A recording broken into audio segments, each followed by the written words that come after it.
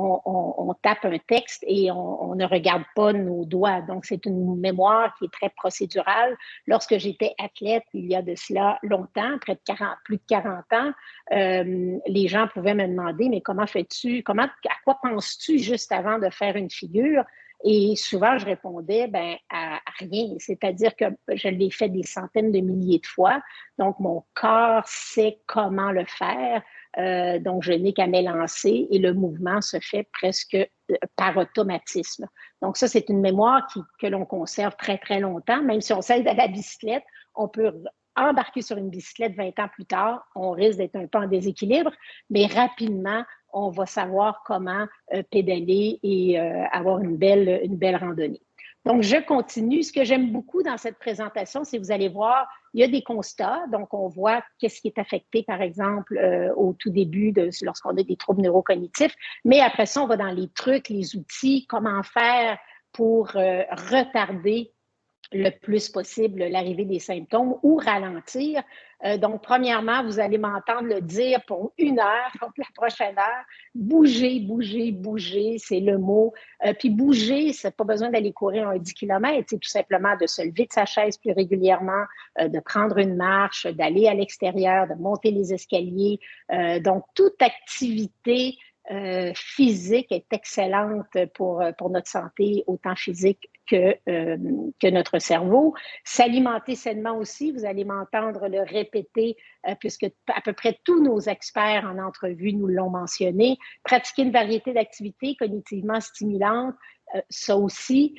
Donc, plus on s'engage personnellement à conserver notre cerveau et à même l'améliorer par des circuits neuronaux, mais ça se fait par des activités cognitivement stimulantes. Et bien dormir, ça, je dirais que c'est un des facteurs qui a été négligé longtemps.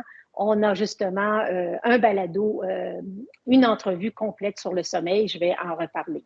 Donc, pour bien mémoriser, ça, c'était fascinant ce que le docteur Belleville disait. Premièrement, il faut porter attention. Hein. Quand on fait 4 choses en même temps, on pense qu'on est bon, mais finalement, c'est extrêmement difficile de retenir une information si on n'est pas vraiment concentré sur l'information qu'on veut encoder, stocker et ensuite récupérer. Donc, éviter le multitâche, encoder avec profondeur et richesse. Qu'est-ce que ça veut dire? Ça, c'est de faire des liens.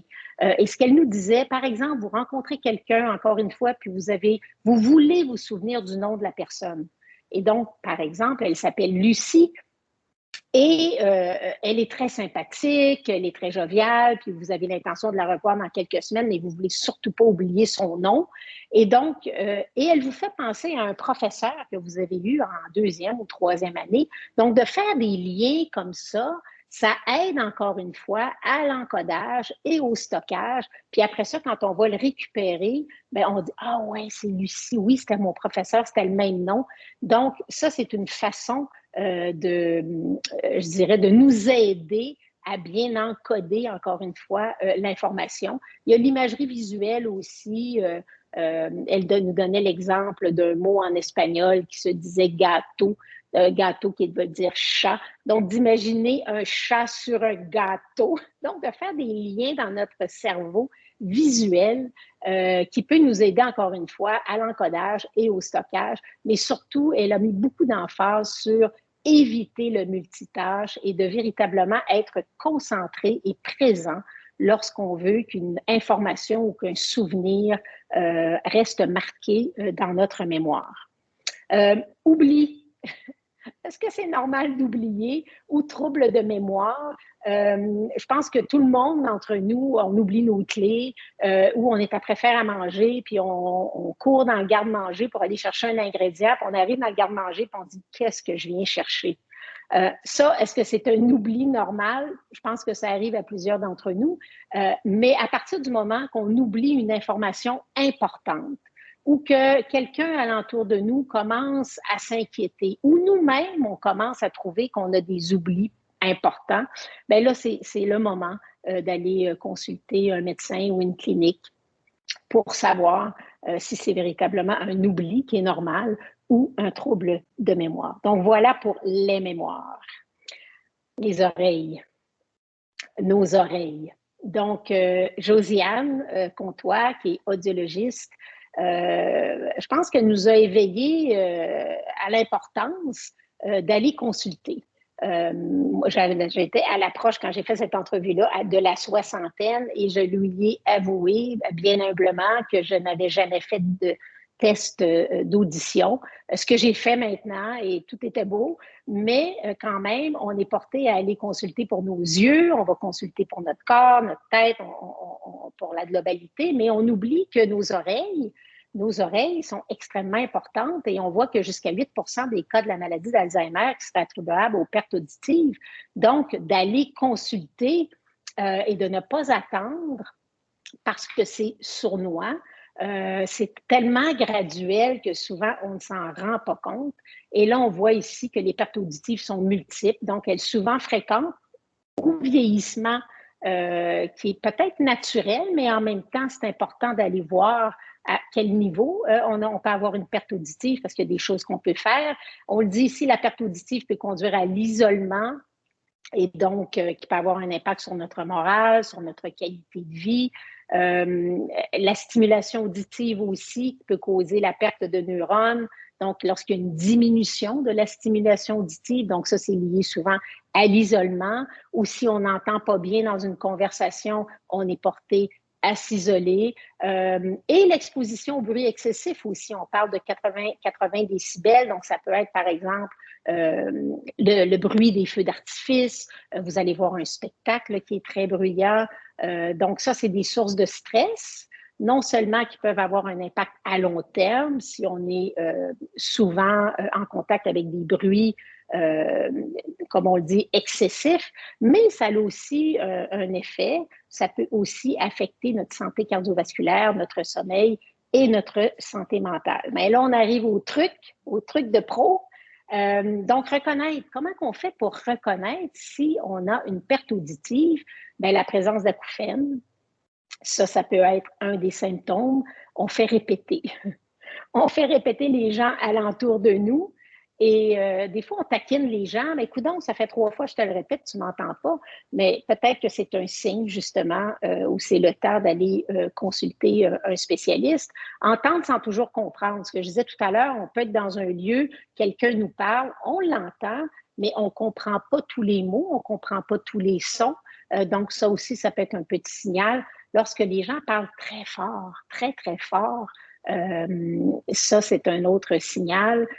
Quand on arrive chez des gens, puis la télévision est extrêmement forte, on se demande ce qui se passe. Bien, probablement que ces gens commencent à avoir une perte auditive, percevoir plus difficilement les sons aigus aussi. Hein. Parfois, un système d'alarme où c'est très aigu, puis ça m'est déjà arrivé de rentrer chez mes parents, puis le système, c'est juste un petit beat très, très, très aigu, et mes parents ne l'entendaient pas. Donc, ça peut être un signe aussi, puis ne pas réagir à certains sons. Donc, qu'est-ce qu'on peut faire en prévention? Bien, se protéger les oreilles. Donc, ça peut être, si par exemple, vous allez dans un spectacle où, par exemple, je vous disais tout à l'heure, les feux d'artifice, où vous allez voir un match de hockey, bien, de mettre des bouchons. Vous allez quand même être dans l'atmosphère de ce qui se passe, mais vous allez protéger vos oreilles. Ça aussi, ça m'a vraiment surprise quand on parle de s'offrir un repos sonore. C'est 2 fois plus long que l'exposition. Si vous allez voir un spectacle qui dure 2h30, bien, on dit que ça prend au moins 5 heures de repos sonore. Donc, idéalement, c'est d'aller se coucher puis d'être vraiment dans un endroit calme pour permettre à nos oreilles de récupérer. Consulter un audiologiste ou une audiologiste, on devrait le faire, encore une fois, parce que la diminution ou la perte auditive peut être très graduelle. On ne s'en rend pas tout le temps compte, ou les gens alentour de nous ne s'en rendent pas tout le temps compte. Et porter ces prothèses auditives, elle nous disait, elle nous répétait que ce n'est plus les mêmes prothèses auditives qu'on avait avant. Elles sont beaucoup plus discrètes. Donc, ça vaut vraiment le coup pour y aller. Le sommeil. Donc, docteur Julie Carrier, qui était très, très dynamique. Une entrevue où j'ai appris beaucoup aussi. Le sommeil, un peu comme les liens sociaux, c'était des facteurs qui ont été négligés pendant de nombreuses années. On ne pensait pas que le sommeil avait une aussi grande importance sur notre santé et autant santé cognitive de notre cerveau que notre santé aussi de notre corps sur multiples maladies. Quand on manque de sommeil, hein, souvent on entend les gens dire, ben lui, il est très performant, il n'a pas besoin de beaucoup de sommeil. Mais ça, c'est comme si elle a déconstruit pas mal de ces mythes-là. Lorsqu'on manque de sommeil, on affecte presque toutes nos fonctions cognitives. Donc, à court terme, qu'est-ce qui se passe? Ben, on n'est pas de bonne humeur. On a de la difficulté à se concentrer. Donc, ça, c'est à très court terme. Puis à long terme, ben, ça n'a pas juste un effet sur les fonctions cognitives, ça a un effet aussi sur le cardiovasculaire, l'obésité, le diabète de type 2, l'anxiété, la dépression. Et ça c'est une science qui est quand même assez jeune. Donc, on est en découverte constante, comme elle nous mentionnait. Juste notre cerveau, lorsqu'on est de jour, quand notre cerveau fonctionne, il y a encore beaucoup, beaucoup de recherches. Donc, de nuit, qu'est-ce qui se passe dans notre cerveau quand on dort? Et comme je vous le dis, il y a beaucoup, beaucoup d'avancées scientifiques sur le sujet depuis les 10, 15, 20 dernières années. Il y a un risque accru du déclin cognitif et des maladies neurodégénératives comme l'Alzheimer.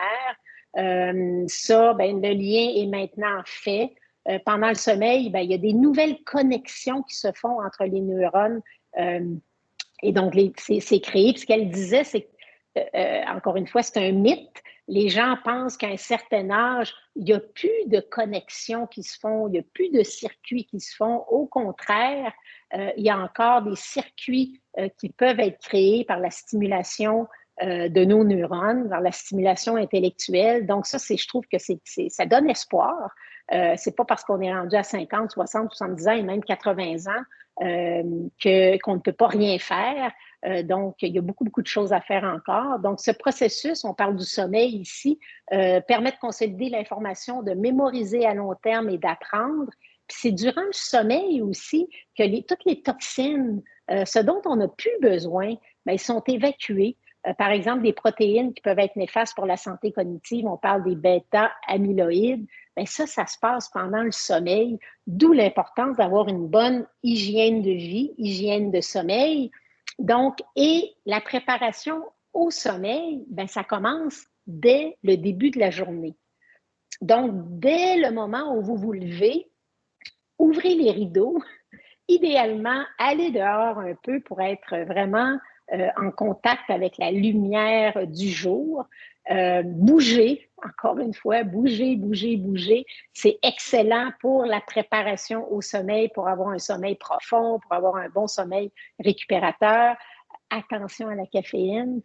Ça aussi, même ceux qui ont des difficultés avec le sommeil, elle nous disait que l'idéal, c'est de ne pas prendre de caféine du tout. Même si on cesse de prendre du café à 10 heures le matin, on se rend compte dans les études que ça peut avoir un effet sur le sommeil, même si on se couche à 9, 10, 11 heures le soir.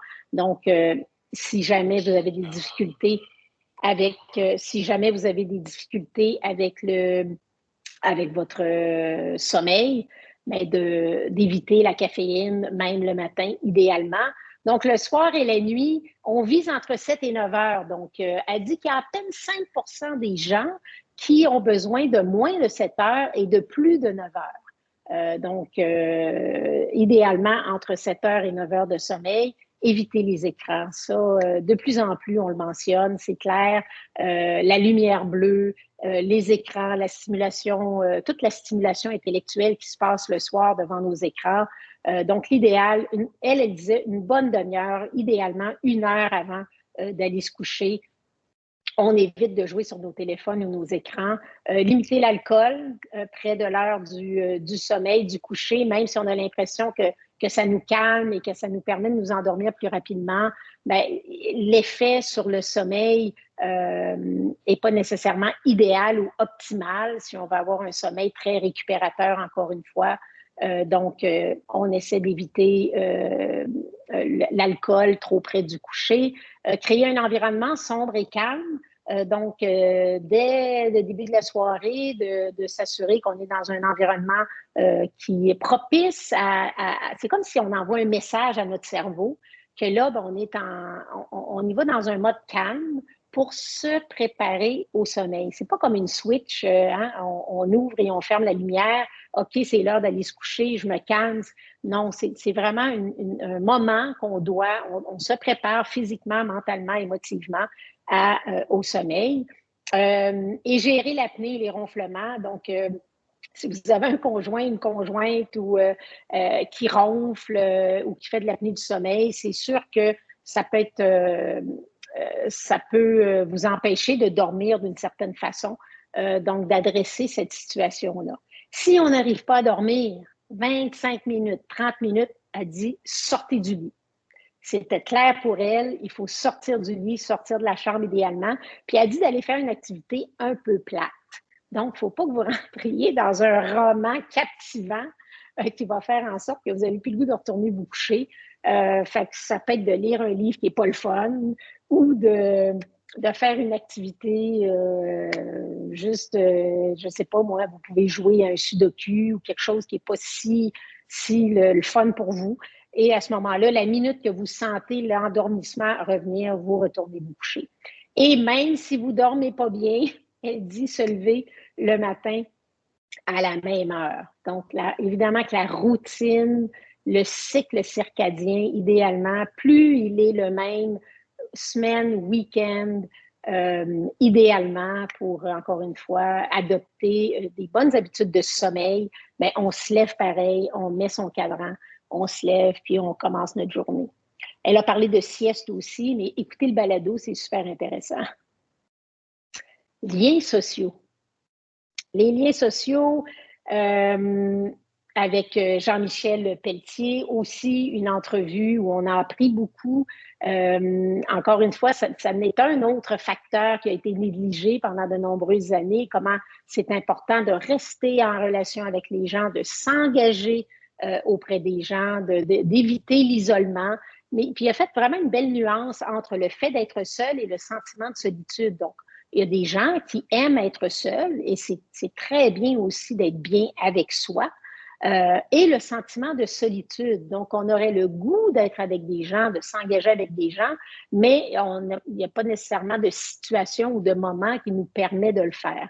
Donc, il nous a aussi donné des beaux trucs, mais avant d'arriver aux trucs, d'où l'importance de privilégier des liens sociaux, bien, ça diminue le stress. Donc, lorsqu'on est en relation avec les gens, ben, on a comme un soutien social aussi. On peut partager avec les gens. Ben, il y a une belle diminution du stress. Ça nous amène aussi à vivre de nouvelles expériences et de nouvelles connexions dans le cerveau, comme je vous mentionnais tout à l'heure. Il n'y a pas d'âge pour développer, pour créer de nouvelles connexions dans notre cerveau.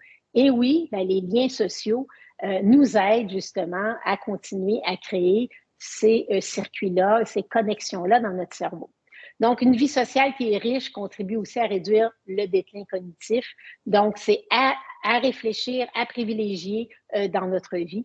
Mais on le sait tous qu'avec la pandémie, il y a de multiples interactions sociales qui ont diminué significativement, d'où l'importance d'en parler et d'inviter les gens à véritablement rentrer ça dans son agenda et de dire, je sors de chez moi pour aller ou bien créer ou bien maintenir des liens sociaux qui sont si importants.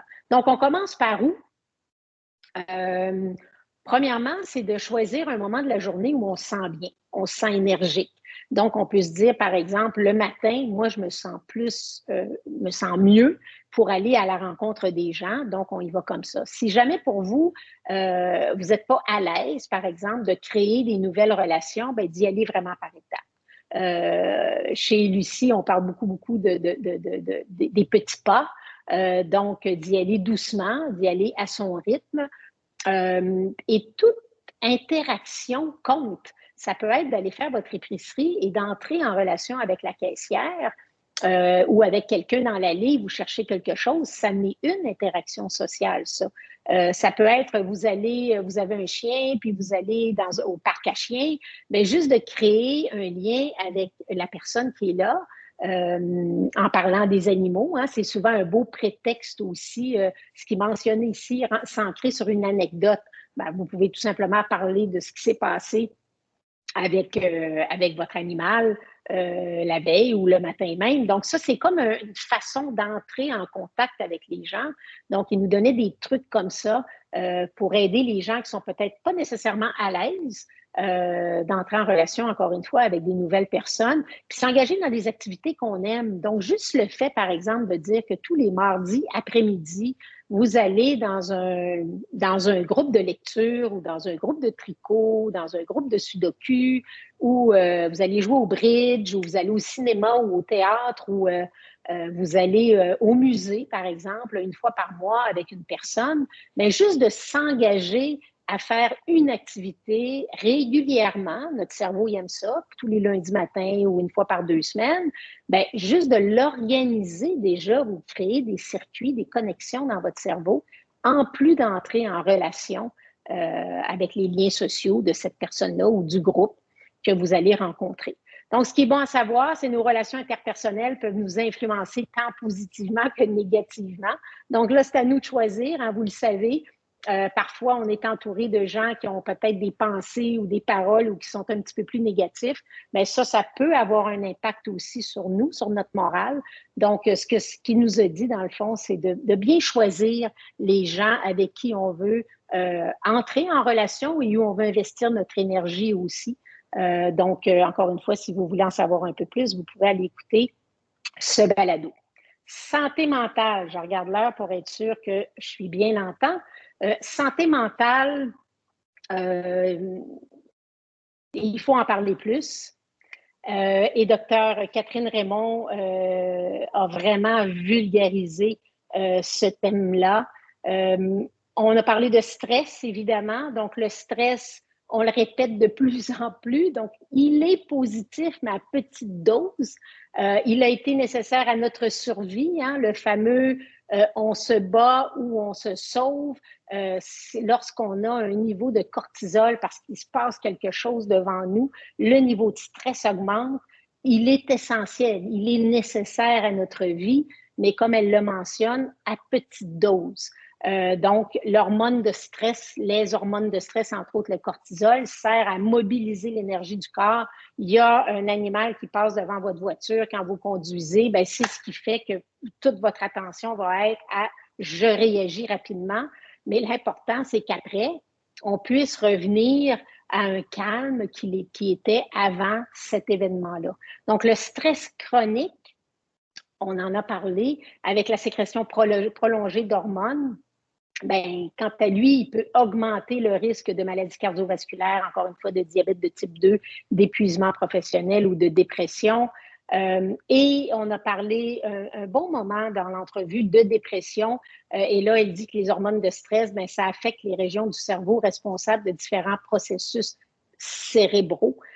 Donc là, c'est là qu'on faisait le lien avec la maladie d'Alzheimer. Donc, elle dit que la dépression majeure récurrente ou réfractaire au traitement augmente le risque de développer la maladie d'Alzheimer. Mais il y a espoir, donc je vais tout de suite au truc de pro pour prendre soin de sa santé mentale en prévention. Et c'est un sujet qui me touche beaucoup parce que j'ai eu des enjeux d'anxiété, de stress pendant de nombreuses années. Donc, pour moi, je trouve ça essentiel d'en parler parce qu'il y a véritablement espoir. On le voit ici, encore une fois, l'activité physique, bouger, être actif, briser la sédentarité. On le dira jamais assez. Ça n'a pas besoin d'être énorme, des petits pas, prendre une petite marche de 5 minutes, 10 minutes. Il faut juste s'activer et ça, c'est excellent pour notre santé mentale. La respiration diaphragmatique que j'ai vraiment intégrée dans ma vie depuis de nombreuses années, ben, je me recule un peu, c'est tout simplement de respirer, ce que dirait Sonia Lupien, qui est aussi une experte de stress, c'est de respirer par le ventre. Donc, vraiment, on inspire les poumons et le ventre. Ce qui fait, c'est que ça exerce une pression sur le diaphragme.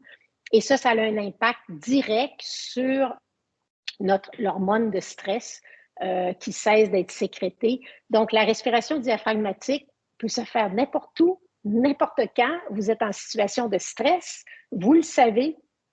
Commencez tout simplement à respirer consciemment par le ventre. Et déjà, vous allez sentir le calme au bout de 3-4 minutes. Cultiver la pleine conscience, on en parle de plus en plus de la pleine conscience, d'être vraiment, c'est l'art de vivre le moment, d'être là totalement. Euh, on sait qu'on a à peu près 50 000 pensées qui passent dans notre tête tous les jours.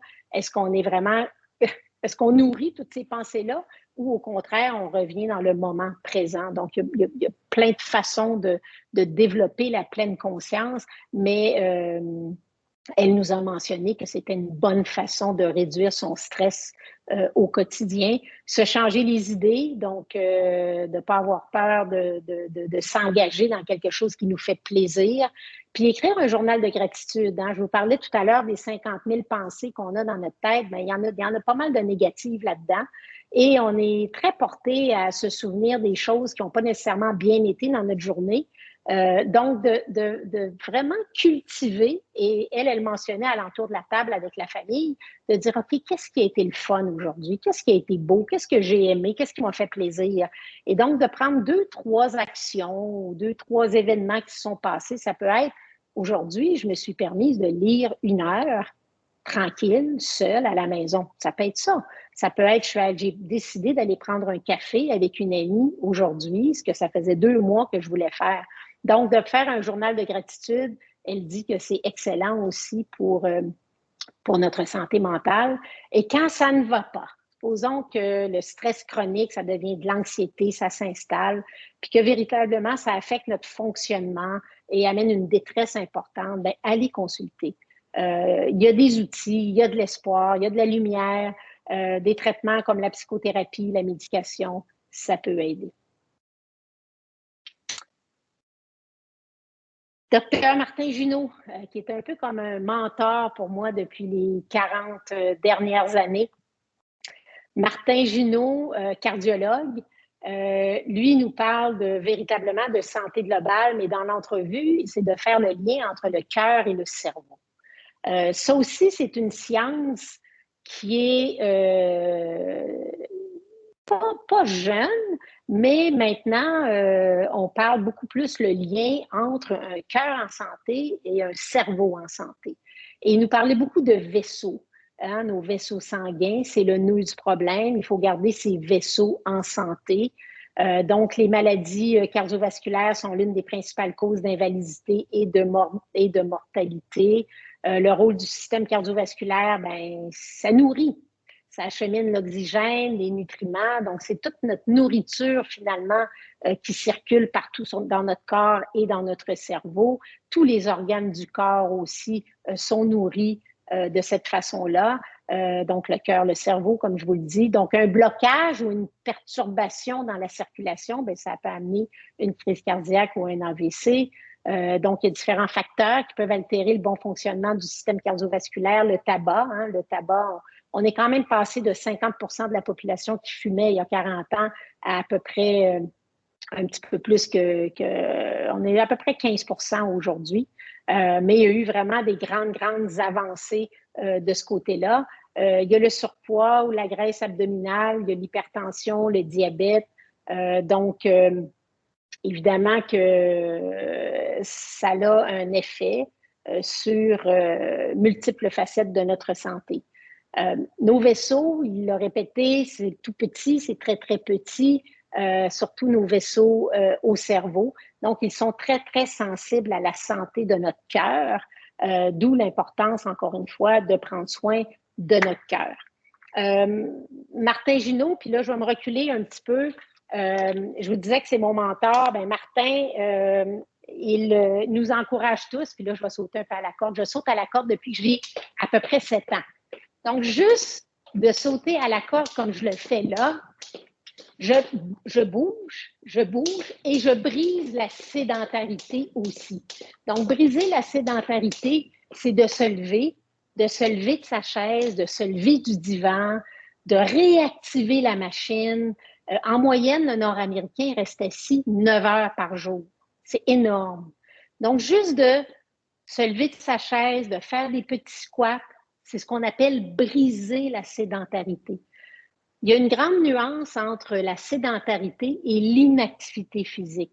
Il y a des gens qui vont dire, ben moi, je cours 30 minutes 3 fois par semaine, puis je joue au soccer le samedi matin. C'est super, c'est excellent. Ça, c'est de l'activité physique, c'est bouger, c'est le mot qui est en haut ici, bouger.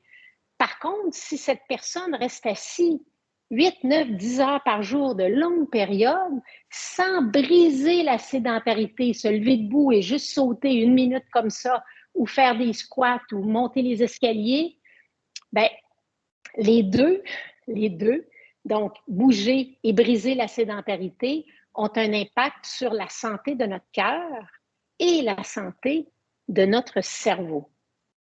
Donc, d'où l'importance de bien comprendre les deux.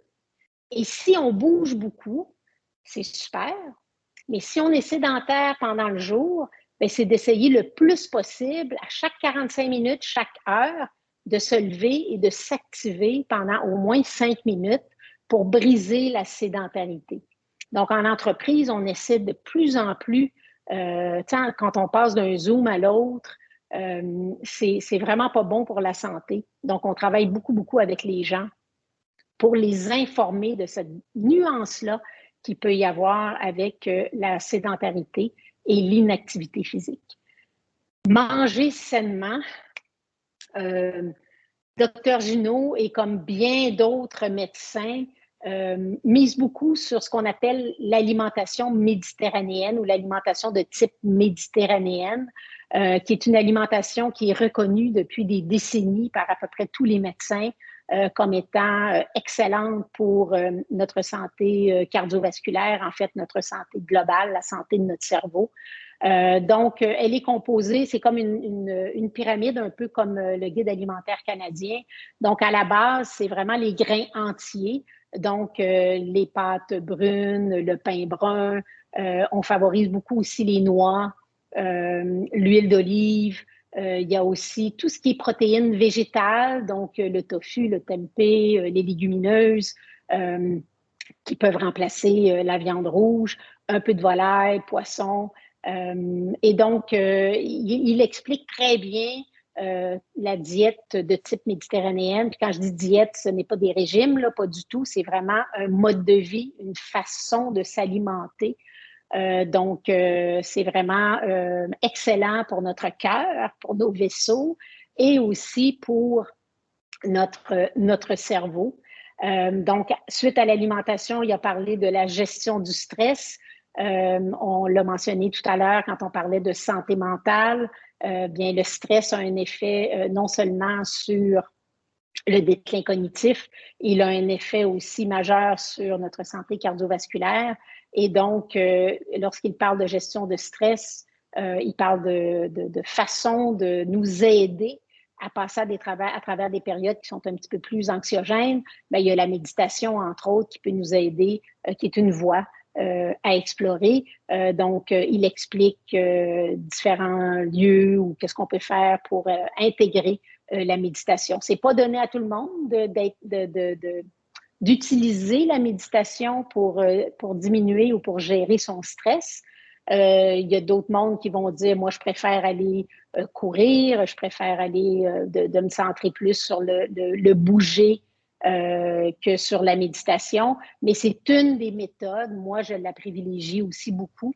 C'est une des méthodes qui nous permet véritablement, premièrement, d'être conscient de nos pensées. C'est de la pleine conscience. On peut commencer par la pleine conscience. Donc, on revient à ce qu'on parlait tout à l'heure en santé mentale. Donc, vous voyez que tous les thèmes dont je vous ai parlé, que ce soit la santé mentale, que ce soit les mémoires, que ce soit le sommeil, les liens sociaux, nos oreilles, le cœur et le cerveau, ils sont tous imbriqués comme ça. C'est-à-dire que tous ces thèmes-là peuvent être considérés comme des facteurs protecteurs pour nous aider à éloigner le plus possible les premiers symptômes, que ce soit d'un déclin cognitif ou que ce soit de toute autre maladie liée à notre mode de vie. Et en plus, ben, ça peut aussi ralentir la maladie. Donc, c'est vraiment idéal pour tous. Moi, je crois profondément depuis toujours qu'on a un grand pouvoir, d'agir sur notre santé, un pas à la fois, avec beaucoup de, je dirais, de compassion envers soi, sans jugement, sans culpabilité. On est tous à une étape et faut pas penser qu'on va tout régler du jour au lendemain, mais on peut faire le choix aujourd'hui de dire, bon, OK, j'ai des difficultés avec le sommeil, je vais aller chercher de l'information là-dessus, ou j'aimerais améliorer, enlever, ajouter de bons aliments à mon assiette. On peut dire, j'aimerais ça bouger un petit peu plus ou briser la sédentarité. Donc, il y a plein de façons ou de trucs de pro que je viens de vous exposer qui peuvent être intégrés dans votre quotidien. Puis, vous voyez ici, il y a quelqu'un sur le petit banc qui veut vous aider. Vous avez le goût d'avoir un coup de main. Bien, tout à l'heure, Anne-Sophie en a parlé. Bien, la plateforme Lucie est là pour ça. Donc, vous pouvez, premièrement, je vais tout de suite aller à l'autre, vous pouvez aller sur la plateforme avec, il y a un onglet qui est écrit Bibliothèque, juste aller chercher de l'information. Là, je vous ai donné ça en vrac en 45 minutes, 1 heure. C'est beaucoup, beaucoup d'informations à assimiler, mais il y a une belle bibliothèque avec plein d'informations, entre autres, je vous disais tout à l'heure, les mythes par rapport aux circuits, aux connexions. Il y a un beau texte là-dessus. Il y a beaucoup de choses sur l'alimentation, sur le mouvement, sur la stimulation intellectuelle. Il y a plein de choses. Donc, vous pouvez vraiment vous amuser et aller chercher de l'information là. Après ça, l'étape suivante, ben, si vous avez le goût de vous engager, vous avez le goût, c'est un choix personnel, vous avez le goût de premièrement, faire le bilan, de voir j'en suis où, moi, par rapport aux 3 facettes, que ce soit l'alimentation, le mouvement ou la stimulation intellectuelle, ben vous pouvez vous évaluer. Donc, vous pouvez voir sur le site, vous allez voir, faire un bilan de mes habitudes actuelles. Donc, vous pouvez le remplir à votre rythme. Et ensuite, ben, si vous avez le goût de faire une autre étape, donc vraiment de vous engager, ben là, vous avez accès à un conseiller ou une conseillère en activité physique, pas en activité physique, conseillère en saines habitudes de vie. Et c'est gratuit. C'est ça la beauté de tout ça. C'est gratuit, ça ne vous engage à rien. Les conseillers, conseillères sont là pour vous. Il y a multiples plateformes. Là, vous décidez avec eux de quelle façon vous voulez communiquer, par téléphone ou via votre ordinateur. Et ils sont là pour, premièrement, c'est votre bilan et c'est vous qui décidez votre plan. Et c'est ça qui est super intéressant. Donc, vous décidez de votre plan avec le conseiller. Et après ça, il est là non seulement pour vous aider à adopter, mais surtout à maintenir. Parce que l'objectif, c'est la durabilité. L'objectif, c'est que ça devienne une habitude de vie, que ce ne soit pas juste quelque chose qu'on décide de changer pour une semaine ou 2. Non, on veut vraiment le faire pour le plus longtemps possible. Donc, ils sont là vraiment pour vous aider à créer vos objectifs qui sont très personnalisés et après ça, à vous encourager à maintenir ces habitudes de vie qui proviennent de votre choix, dans le fond. Pour moi, c'est important, ces mots-là. C'est vous choisissez, vous faites votre plan et après ça, vous allez avoir une belle équipe ou une personne qui va pouvoir vous guider là-dedans. Fait que voilà, maintenant, vous pouvez aller, comme je vous ai dit, sur la plateforme de Lucie pour avoir toutes ces informations-là. Si vous voulez réécouter aussi les balados, tout est là. Moi, je dis merci à la clinique de la mémoire et merci à Lucie Lab aussi pour m'avoir permis de m'entretenir avec vous.